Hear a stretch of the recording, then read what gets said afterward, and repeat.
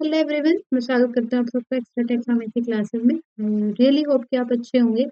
तो आज की वीडियो में हम देखने वाले हैं drugs used in Parkinson disease. Last video में हमने डिस्कस करा था पैथोलॉजी ऑफ पार्किंसन डिजीज। आज की वीडियो में हम देखने वाले हैं drugs which are currently available in market which are used as in Parkinson disease. तो चलिए स्टार्ट करते हैं हमारी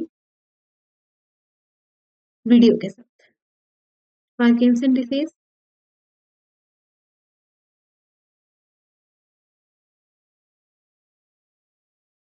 जैसा कि मैंने आप सबको लास्ट वीडियो में बताया था, इसमें हो क्या रहा है कि हमारे जो डोपामिन के न्यूरॉन्स हैं, डोपामिनर्जिक न्यूरॉन्स का डीजेनरेशन हो रहा है। मतलब वो खत्म होते जा रहे हैं। डीजेनरेशन, जेनरेशन, ठीक है। डोपामिन न्यूरॉन्स का डीजेनरेशन हो रहा है। प्लस हमारा क्या हो रहा है, एसिटाइल कोलिन का लेवल इंक्रीज हो रहा है। अब मैंने हम बताया था कि जो हमारा एसिटाइल कोलिन है और डोपामिन है वो साइमल्टेनियसली चलता है। ऐसे चलता है, ऐसे तराजू होता है ना, बिल्कुल बैलेंस होता है। अगर एसिटाइल एक बढ़ेगा तो दूसरा कम हो जाएगा। अब इसमें क्या हो रहा है कि डोपामिन का लेवल कम हो रहा है, क्योंकि डोपामिनर्जिक न्यूरॉन्स है वो डीजनरेट होना है, तो एसिटाइल कोलिन का लेवल ऑटोमेटिकली यहाँ पे बढ़ रहा है। तो अगर हम क्या करें, इस डिसीज को ट्रीट करने के लिए हमारे पास दो टाइप के ड्रग्स अभी तक अवेलेबल, मतलब दो टाइप के नहीं, दो तरह से जो इफेक्ट जो करती है हमारी ड्रग वो हमारी अवेलेबल है। एक तो क्या करते हैं, जो डोपामिनर्जिक न्यूरॉन्स के डीजनरेशन को तो अभी तक रोकने के लिए कोई ड्रग आई नहीं कि जो उसको डीजनरेट होने से बचा पाते, नहीं। तो क्या कर सकते हैं, हमें क्या करना है, सबसे पहले डोपामिन का लेवल इंक्रीज करना है। सबसे पहली बात होगा, डोपामिन हमारे पास होगा ज्यादा तो वो एक्ट कर पाएगा और हमारे जो एक्शन है वो शो कर पाएगा, मूवमेंट करवाएगा। प्लस एसिटाइल कोलिन का लेवल अगर हम कम कर दें तो डोपामिन का लेवल अपने आप इंक्रीज हो जाएगा, क्योंकि मैंने बताया कि साइमल्टेनियसली वर्क कर रहे हैं। एसिटाइलकोलिन को भी अगर हम कम कर दें तो डोपामिन का लेवल यहाँ पे इंक्रीज हो सकता है। ऐसी मतलब ऐसे सच तो हमें कोई पैथोलॉजी उसकी मैकेनिज्म ऑफ एक्शन पता नहीं है, बट अगर हम एंटीकोलिनर्जिक ड्रग्स देते हैं तो डोपामिन का लेवल हमने पार्किंसन डिसीज में अब पाया है। मतलब जो जो पेशेंट है वो ट्रीट हो पा रहे हैं। तो ऐसा माना जाता है कि एसिटाइलकोलिन जो है हमारा, उसको कम करने से हमारा डोपामिन का लेवल हम बढ़ा सकते हैं। ठीक है। तो सबसे पहले हमारी क्लासिफिकेशन देखते हैं ड्रग्स। ठीक। उसके बाद हम देखेंगे कैसे कैसे वर्क करती हैं। सबसे पहले तो है drugs used affecting brain dopaminergic system, जो डोपामिन के सिस्टम को ड्रग इफेक्ट करेंगे। प्लस मैंने अब कोलिनर्जिक बताया था, एसिटाइल कोलिन है, उसको जो ड्रग्स अफेक्ट करेंगे वो ड्रग्स देखेंगे। सबसे पहले जो डोपामिन को इफेक्ट कर रहे हैं, सबसे पहले आते हैं डोपामिन प्रिकर्सर, जो डोपामिन को प्रिकर्स करते हैं। Levodopa is the first most popular drug in anti Parkinson. ठीक है। इसको हमेशा याद रखना, levodopa is the most popular most used drug in Parkinson disease. ठीक। देन हमारे पास आते हैं डोपामिनर्जिक एगोनिस्ट, डोपामिन की तरह ही जो काम करते हैं, जो डोपामिन के लेवल को बढ़ाएंगे। Agonist bromocriptine, ropinirole and pramipexole. उसके बाद आते हैं कॉम्ट इनहिबिटर। कॉम्ट इनहिबिटर चलो हम बाद में मैकेनिज्म पढ़ेंगे। ठीक है। COMT inhibitor entacapone and tolcapone. Peripheral carboxylase inhibitor, carbidopa, benserazide, ये ड्रग्स भी याद रखना जरूर। MAO B inhibitor, selegiline and rasagiline, and glutamate, NMDA receptor agonist, amantadine. ठीक है। एंटी जो हमारी कोलिनर्जिक सिस्टम के ऊपर एक्ट करते हैं वो रहते हैं हमारी प्रोसाइक्लिडिन, पिपरिडिन, ट्राइहेक्साइलफेनिडाइल एंड प्लस एंटी हिस्टामिनिक्स भी हम दे रहे हैं। इसकी वजह से हमारे ऑब्वियसली कोलिनर्जिक सिस्टम पे एक्ट करते हैं प्रोमेथाजिन और फेंटानिल। ये ड्रग्स हम बहुत रेयर कम यूज करते हैं, नहीं यूज करते ज्यादा। चलो देखते हैं क्या रहता है। अप्रोचेस क्या है हमारे पास, कोलिनर्जिक एक्टिविटी को रिड्यूस करना है, जिसकी वजह से क्या होगा, बैलेंस डिमिनिश डोपामिनर्जिक एक्टिविटी। जो हमारी डिमिनिश जो बैलेंस कर देगा, अगर हम इसे टाइप जैसे मैंने बताया कम करें तो डोपामिन का लेवल बढ़ना चाहिए। इसके लिए हम कौन सी, जो प्रोसाइक्लिन, बेंसेग्जोल, ट्राइएक्सिलिन, ये वाले ड्रग यूज करते हैं। इनहिबिट न्यूरोनल डोपामिन रीअपटेक, जो डोपामिन का रीअपटेक साइनेप्स से करवा देते हैं। अगर आप लोगों ने एक्शन पोटेंशियल पढ़ा तो साइनेप्स में जो हमारा न्यूरोट्रांसमीटर होता है उसको रीअपटेक भी करवाया जाता है। एंजाइम्स करवाते हैं कुछ, हर एक न्यूरोट्रांसमीटर को अलग अलग एंजाइम रीअपटेक करवाते हैं। तो उसके लिए क्या होगा, मैक्सिमाइज रिमेनिंग डोपामिनर्जिक एक्टिविटी, जिस वजह से क्या होगा, रीअपटेक नहीं होगा, वापस नहीं जाएगा, तो उसकी ऑब्वियसली हमारे पास एक्टिविटी डोपामिन की बढ़ जाएगी। उसके लिए कौन सी ड्रग है, एमेंटाडिन, जो हमारी ग्लूटामेट एंटागोनिस्ट थी।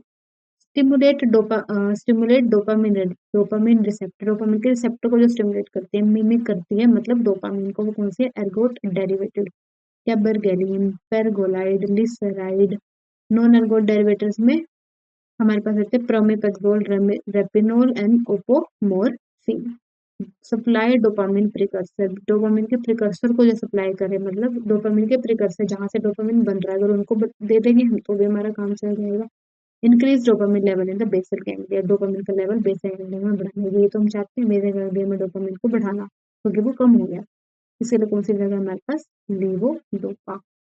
Reduce peripheral destruction of precursor, जो पेरिफेरल डिस्ट्रक्शन हो रही है पेरिफेरी में हमारे, जो हमारे लीवोडोपा की जो, सॉरी, डोपामिन की जो डिस्ट्रक्शन हो रही है, उसको अगर हम कम कर दे तो ये इंटरेक्ट इंक्रीज लीवोडोपा पेनिट्रेशन तो ब्रेन, अगर इस वजह से क्या होगा, लीवोडोपा हमारे पेरिफेरी में डिस्ट्रक्ट नहीं होगी, तो हमारी जो लीवोडोपा है वो ब्रेन में ज्यादा कंसेंट्रेशन में पहुंच पाएगी। अब क्यों होता है ये मैं बताती हूँ, ठीक है। डेकार्बोक्सिलेज इनहिबिटर हम दे सकते हैं इसको, कार्बिडोपा, डाइसैलिनाइड, एंटाकोपोन एंड टेलकोपोन, ये कॉम्प्ट इनहिबिटर ज्यादा यूज होते हैं। ये दोनों ही क्या करते हैं, हमारे पेरिफेरी में डोपामिन को डिस्ट्रक्ट करते हैं, मतलब उसको मेटाबोलाइट करने का काम करते हैं। रिड्यूस सेंट्रल डिस्ट्रक्शन डोपामिन, अब सेंट्रल में जो हमारे ब्रेन में जाके जो हमारा लीवोडोपा अगर डिस्ट्रक्ट हो रहा है, उसको कोई एंजाइम कम कर रहा है, तो उससे काम बढ़ सकता है हमारा। इंक्रीज डोपामिन हाफ लाइफ, जिस तरह से क्या होता है, हाफ लाइफ बढ़ जाती है हमारी ब्रेन में। कॉम्ट इनहिबिटर देते हैं, माओ बी इनहिबिटर देते हैं, सेलेग्रिन, रेसेग्रिन, इनके मैकेनिज्म पढ़ते हैं क्या होता है। सबसे पहले था synthesis of dopamine from levodopa in the absence and presence of carbidopa inhibitor dopamine in the peripheral tissue. क्या होता है, जब हम लीवोडोपा देते हैं, हमने सिंपल लीवोडोपा दी, तो क्या होता है हमारे पास, जो हमारा डोपामिन डेकार्बोक्सिलेज एंजाइम है, वो पेरिफेरी में, मतलब स्टमक में ही हमारा क्या करता है, लीवर और स्टमक में हमारा ये एंजाइम क्या करता है, हमारे लीवोडोपा को मेटाबोलाइज कर देता है। मेटाबोलाइज कर दे तो आधा तो बाहर ही निकल गया हमारी बॉडी से मेटाबोलिज्म से, तो रहता है, तो 1 से 2% ही हमारा ब्रेन तक पहुंचता है। फिर ब्रेन में भी हमारा कोमटा है, माओ भी है, वो भी उसको कन्वर्ट कर देते हैं, जिस वजह से जैसा एक्शन आना चाहिए उतना अमाउंट में हमारा उतना अच्छा एक्शन हमारा नहीं आ पाता। तो लीवोडोपा को हमेशा ही कॉम्बिनेशन में दिया जाता है कार्बिडोपा के।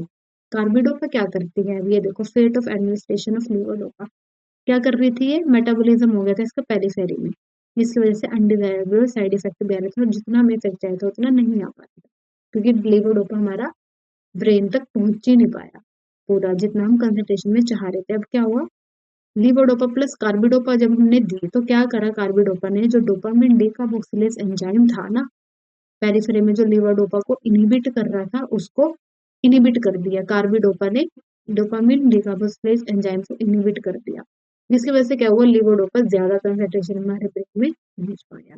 ठीक है, और यही हम चाहते हैं कि डोपामिन का लेवल हमारे ब्रेन में बढ़ना चाहिए, बेसिकली बेसिक नेक्स्ट।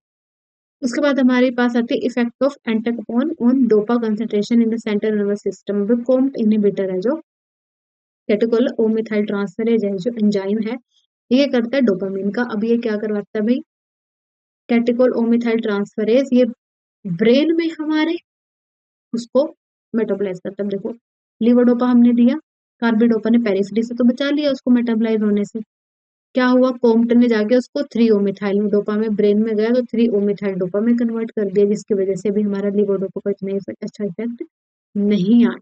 क्या करा हमने, लीवोडोपा का दिया एंटाकोपोन के साथ, कार्बिडोपा ने अपना काम किया, पेरिफेरी में उसका मेटाबॉलिज्म नहीं होने दिया, बॉडी में हमारा नहीं होता है, वो ब्रेन में पहुंची, हमारी लीवोडोपा जर्नी चल रही है उसकी बेचारी की, ब्रेन में पहुंची। अब कोम्ट उसको इससे पहले की 3-ओ-मिथाइल डोपामीन में कन्वर्ट करता, कोम्ट ने, जो एंटाकोपोन थी, एंटाकोपोन एंड टेलकोपोन जो ड्रग है, उन्होंने कोम्ट को इनहिबिट कर दिया, कोम्ट को इनहिबिट कर दिया, तो क्या हुआ, लीवोडोपा एज इट इज रहा, और उसने अपना अच्छे से इफेक्ट शो किया।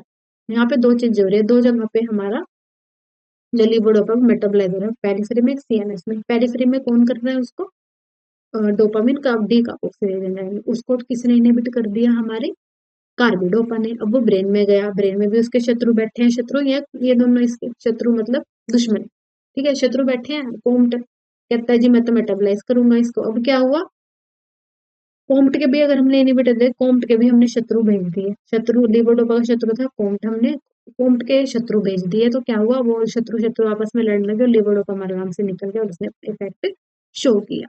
ठीक है, लास्ट, ओ सॉरी, कोम्ट से पहले हमारा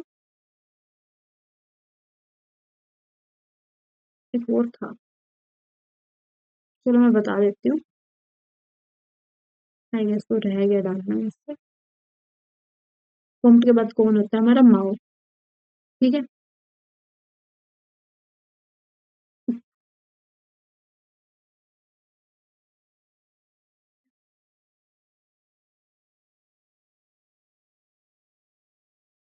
माओ inhibitor, MAO B specifically inhibitor. MAO क्या है, मोनो अमीन ऑक्सीडेज। ठीक है, मोनोमीन ऑक्सीडेज। अब ये हमारा क्या करता है, ये भी हमारे लीवोडोपा को जो वो करता है, रीअपटेक करवा लेता है लीवोडोपा का, सॉरी डोपामिन का रीअपटेक करवाता है माओ भी। अगर हम इसके भी इनहिबिटर दे देंगे, इसके इनहिबिटर कौन से थे हमारे, रेसागिलिन एंड सेलेगेलिन, सेलेगेलिन। ठीक है, ये करेंगे, ये दोनों इस माओ बी को इनहिबिट कर देंगे, जिसकी वजह से हमारी लीवोडोपा की जो कंसंट्रेशन है वो हमारे ब्रेन में बढ़ जाएगी और वो अच्छे से इफेक्ट अपना शो करेगा। ठीक है, तो एसिटाइलकोलिन का मैंने आप लोगों को बता दिया था कि एसिटाइलकोलिन का जो एंटीकोलिनर्जिक हम देंगे, वो इस एसिटाइलकोलिन को कंसंट्रेशन को इनहिबिट करेंगे और हमारे पास डोपामिन का लेवल बढ़ता हुआ दिखेगा।